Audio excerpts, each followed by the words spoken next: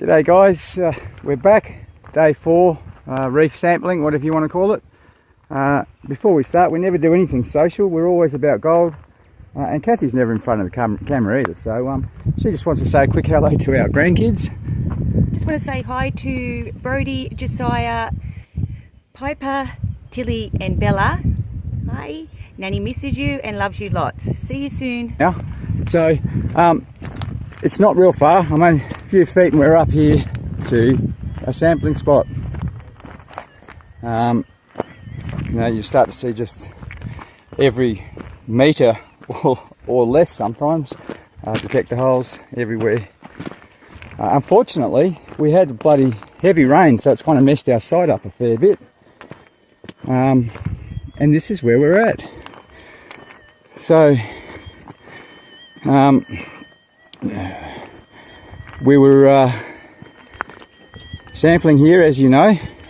We had a concentration right here, and you know what, just going to cut to the chase. Firstly, I'm going to say thank you to Neil, our friend, and also our Uncle John. It's been 3 grown men working on this, so it's hard work if you want to try it. It's bloody hard work. It's hard work, Neil? Very hard work. Not just hard, but tedious too. It's quite boring, messy. Anyhow, so where we got to is bugger. That's where we got to. Just turn that off for a sec, John. Yeah. So this was our spot. Okay. We got concentration of fines here, as you know. And this was our heaviest concentrations. We went that way, pinched out, went that way, started to pinch out. We've gone every way and it started to pinch out. That's all we can do. That is all you can do with gold, full stop. You can only work a line, whether it's detecting or whatever, and stop. You can't chase forever. So it was hard work, but I don't know if you can see, but I'm standing in the hole, and this was the concentration spot. Big pan full of fines right here. So we spent a day, and it's a bit hard, but digging down. We got down to this stuff, which is cap rock. I've already done a fizz test, so that's calcium carbonate or calcrete, it's often called here, with iron-based dirt. So this won't, that doesn't fizz. If you pour oil on it, if you pour acid on it, that does. So it's one layer laying on top of another. That's what I'm trying to say. What I was really interested in was, where's that rock, honey? Honey, where's that rock? Oh, sorry. So Kathy will get to that in a minute. I don't know if it's azurite or what the mineral is, but I've seen this mineral before when they're drilling for copper mainly, and copper, gold, nickel, they're all buddies. If there's anything in the area, any one of those, I'm happy to look for its friend, which is gold, and that's what I'm talking about. Just couple of strange bits, I don't know if you can see that, on the cap rock, and that's what really interests me, to be honest. That really poked my attention up, but most of it's just standard iron cap rock with calcrete on the bottom, nothing special. But let me take this camera for a sec, hon. That's all right. So really what we are looking for, hun, can you open that? Get the gold out. Now here's a piece of gold off the reef. Okay, so I'm hoping you can see that. You can see the very heavily iron quartz mineralization, or sorry, it's a piece of quartz. It's black from the iron mineralization. So ultimately that's what we need to find. That's the source, 100%. It's not rocket science, that's obvious. It's in a quartz specimen and it's reef gold. So with that in mind, we are looking for that's the iron content. If you imagine there's 2 portions that kind of travel, and that's the quartz content. They travel, quartz is like an elevator. That's just your transport method. But it's that ironstone that we're looking for, and when you see them together, actually, that, if you can see it, is more what we're looking for, okay? And there's just none of it down there. Bugger. It's a bit hard to see. I did have this clean because, like I said, it's rain, but it's just calcrete, cap rock. We have kept busting through it. We even took some samples of this. So I'll go back a sec. So we got fines on the top. Nothing's gone down. It's all just been sitting on the top, and I'll tell you my theory for that in a minute. But, you know, we need to see some quartz vein or something, and remember, we're only working with shovels and a pick. We're not allowed power tools here. If I had a POW, program of works, and an SPL on this spot, I could bring a machine out and we'd lift this cap rock off and have a better look. But to be honest, I just think it's stopped. And the reason I say that is because all the gold's sitting on top, and we actually, I think what we have here, we could have had two things, in my opinion. Our main reef is, I'm hoping you can see that. Actually, you know what, I'm going to try and zoom in. It's actually that sucker up there.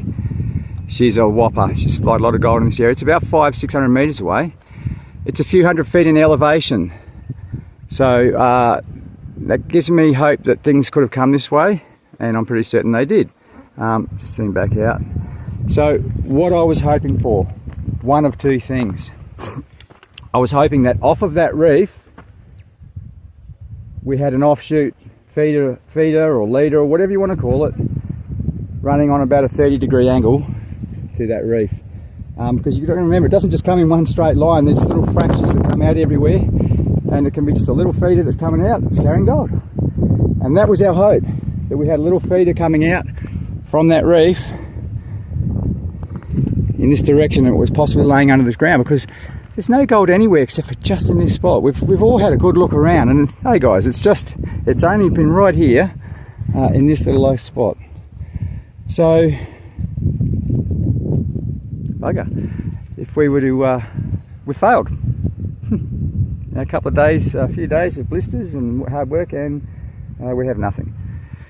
And that's prospecting. If you think you're going to find a reef every day doing this, you're kidding yourself. That's prospecting. One side note, I haven't forgotten this spot, and I won't, and I'll tell you what I will do.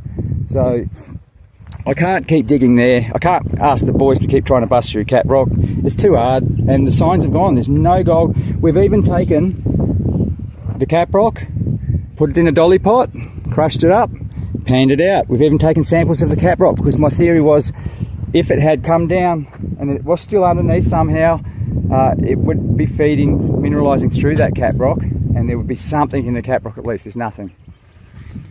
So we think it's only a big piece of reef that's come down from there a few million years ago. Remember that was up, way up there. You've got to remember that. That's very important. So on that angle, it could easily have slid all the way down here, and we just had a big, you know, maybe the size of my car, big chunk of reef that's carried some gold in it, and it's just broken up here. That's it. It's when you have a look around, it's very hard to show with the camera, but I'm now starting to consider that what we have here is a little pocket. By pocket I mean a pocket in the bedrock. You know, if you get a trampoline and put a bowling ball on it, you'll get that. Well, you get that in the bedrock too. So if a big piece of gold slabs come down here and settled here, and it's just shed its nuggets here, they were very crystalline and fine. They're breaking up, leaving fine gold, and they've just left it in like a little dish. That's what we think. Could be completely wrong. Someone could come in after me and just dig over there and find a reef. That's how fickle gold can be, and I've heard stories of it many times as well. One caveat. So I said I haven't finished with this spot. I've finished with it for now because we can't keep digging. I don't have the rights to put machinery or anything, or even power tools on it. But I will mark this spot. I've already marked this spot, especially the exact hole. And there's been a very large geochemical soil sampling program out here. and I'm thinking they're about 30 years old by the look of the tags. So I haven't had time to do this yet, but I will at some point, probably when summer gets real bad and I'm sitting in the van for a few days. I will go to the company records. It's going to be very tedious to find this stuff, but I'll go to the company records for the geos and find this sampling program and see if I can find if they had any hotspots here too. If they had any hotspots here too, I may come back, and then I may actually talk to the mining company, let them know what I'm up to and ask permission, and we take it from there. If they don't want to grant permission, I can go about it a nasty way, and I can wait for the right time and put an SPL, and that involves court, but I'd rather just talk to them. Anyhow, finding a reef. We didn't find it. But you have to look, and if you don't look, you won't find. So, bugger. Next one, we'll have a look again. Hopefully not too soon because it's hard work. That's it, guys. Filling it back in. Oh, we have to. You know, we're just homework. Filling it back in. Days of work. We're rehabbing it. Bugger. But you know what? If we only ever showed you successful shoots, you'd probably be pretty sure we're full of shit. So this is prospecting. A lot of days, most days, it's bad, not good. Well, you know what I mean. Anyhow,